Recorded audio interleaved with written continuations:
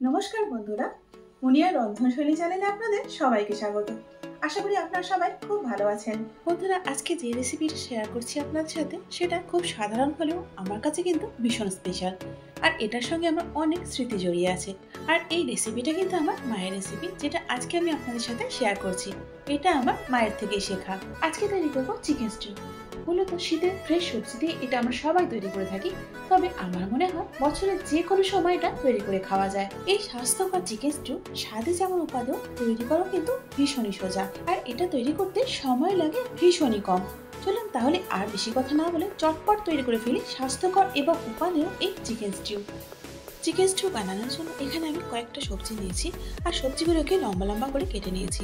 সবজির মধ্যে আমি এখানে নিয়েছি বিনস, গাজর এবং পেঁপে। সব সবজিগুলো কিন্তু আমি একই সাইজে লম্বা লম্বা করে কেটে নিয়েছি। এখন সমস্ত সবজিগুলো কুকারের মধ্যে আমি দিয়ে দেব। এর সাথে এখানে আমি নিয়েছি 3টে মাঝারি সাইজের আলু, যেগুলোকে আমি মাঝখান থেকে কেটে নিয়েছি।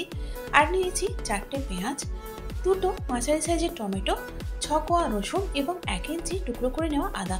এগুলোকে আমি সব একসাথে কুকারের মধ্যে দিয়ে দেব।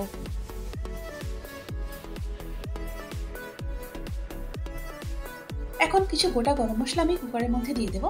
এখানে নিয়েছি 6-7টা লবঙ্গ, 10-12টা গোলমরিচ, 2টো তেজপাতা, 2 ইঞ্চি টুকরো দারচিনি আর 4টে ছোট এলাচ। এখন সবগুলোকে কুকারের মধ্যে আমি দিয়ে দিচ্ছি। এখানে একটু বড় সাইজে 4 পিস চিকেনের টুকরো নিয়েছি আমি, এগুলোকে এখন সবজির সঙ্গে কুকারে দিয়ে দিচ্ছি।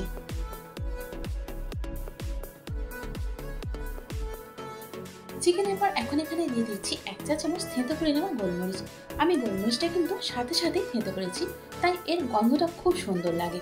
বন্ধুরা, আপনারাও যখন গোলমরিচটা এভাবে দেবেন, পাউডারটা না দিয়ে থেঁতো করে দেবেন।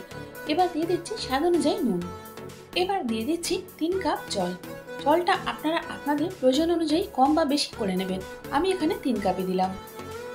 এবার কুকারের ঢাকনাটা বন্ধ করে দিচ্ছি। এবার গ্যাসটা অন করে কুকারটা বসিয়ে হাই ফ্লেমে রেখে দেবো। একটা সিটি হওয়ার পর তারপর গ্যাসটা অফ করে পেপারটা নিজে নিজে রিলিজ হওয়া অবধি অপেক্ষা করব, তারপর ঢাকনাটা খুলবো। দেখুন বন্ধুরা, এখানে ফুল পেপার এসে গেছে। এবার একটা সিটি হওয়া অবধি অপেক্ষা করব, তারপর গ্যাসটা আমি বন্ধ করে দেবো। একটা সিটি দেওয়ার পর পেপারটা নিজে নিজে রিলিজ হয়ে গেছে। এবার আমি ঢাকনাটা খুলে নিচ্ছি। এবার আবারও গ্যাসটা আমি একবার অন করে দিচ্ছি।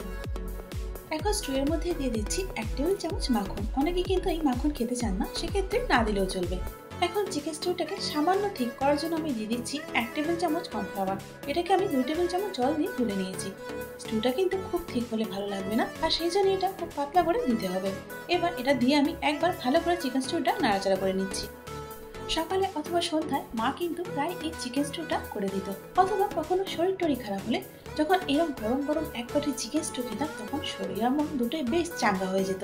মায়ের শেখানো এই চিকেন স্টিউটা আমি তো এভাবেই করি। বন্ধুরা, আপনারা কে কিভাবে করেন সেটা আমাকে একবার কমেন্টস করে জানান। চলুন এবার এটাকে গরম গরম পরিবেশন করি। তাহলে দেখলেন তো বন্ধুরা, কত কম সময়ের মধ্যে আর কত সহজে আমরা তৈরি করে ফেললাম পুষ্টিগুণে সমৃদ্ধ ও স্বাস্থ্যকর এই চিকেন স্টিউ। এই চিকেন স্টিউ পুষ্টিকর হওয়ার সাথে সাথে কিন্তু দারুণ সহজপাচ্য, আর সেই জন্য ডাক্তারেরাও অনেক সময় এটা খেতে বলে থাকেন। এই চিকেন স্টিউ এর সঙ্গে টোস্ট বা রুটি হলেও গরম ভাতের সঙ্গে খেতেও কিন্তু এটা মন্দ লাগে না। বন্ধুরা, আপনারা এটা চাইলে একবার ট্রাই করে দেখতে পারেন। তাহলে বন্ধুরা, এই পুষ্টিগুণ সমৃদ্ধ, স্বাস্থ্যকর এবং সুস্বাদু চিকেন স্টিউ আপনারা একবার ট্রাই করে দেখুন, আর আপনাদের ভালো লাগলো কিনা সেটা আমাকে কমেন্টস করে জানান। আশা করি বন্ধুরা, আজকের ভিডিওটা আপনাদের ভালো লেগেছে। যদি ভালো লেগে থাকে তাহলে একটা লাইক করে দিন, আর তারই সাথে বন্ধু বান্ধব এবং পরিজনের মধ্যেও শেয়ার করে দিন। আর এরকমই সহজ ও ঘরোয়া রান্নার রেসিপির জন্য আমার চ্যানেলটাকে সাবস্ক্রাইব করে আমার পাশে থাকুন। তার সাথে বেল আইকনটা প্রেস করে দিন, যাতে করে আমার পরবর্তী ভিডিওর আপডেটটা সবার আগে আপনি পেয়ে যান। এতক্ষণ সঙ্গে থাকার জন্য অনেক ধন্যবাদ।